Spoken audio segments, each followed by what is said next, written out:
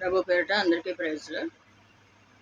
అపోస్తుల కార్యములు 17వ అధ్యాయం 30వ వచనం.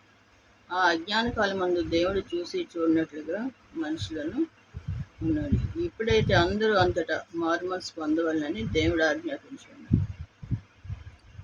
యేసుక్రీస్తు అందరికీ ప్రభు. ఒక రాష్ట్రానికి కాదు, ఒక దేశానికి కాదు, ప్రపంచం అంతటికి అందరికీ యేసుక్రీస్తు ప్రభు. నేనే మార్గము, సత్యము, జీవము అని చెప్తున్నాడు ఆయన. నా ద్వారానే తప్ప ఎవడను తండ్రి వద్దకు రాడు. కుమారుని ద్వారాగానే మనం తండ్రి వద్దకు వెళ్ళాలి. యేసుక్రీస్తు దేవుడని ఎవరైతే ఒప్పుకుంటారో తండ్రిని కుమారుని, వారు దేవుని సంబంధం. కుమారుని ఒప్పుకోకపోతే దేవుడు తండ్రి దగ్గరికి వెళ్ళలేము. దేవుని కుమారుని, తండ్రిని కూడా ఒప్పుకోవాలి.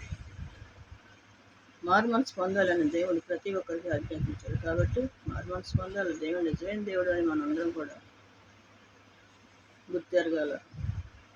కానీ లోకంలో చాలా కరువు కాటకాలు, యుద్ధాలు జరుగుతున్నాయి. దేవుని రాకడ ఎప్పుడో తెలియదు, మన పోకడ ఎప్పుడో తెలియదు. కాబట్టి మనం సిద్ధంగా ఉండాలి. ఆయన వచ్చేసరికి సిద్ధంగా ఉంటే ఆ నిత్యరాజ్యంలో యుగయుగాలు సంతోషంగా ఉంటాం.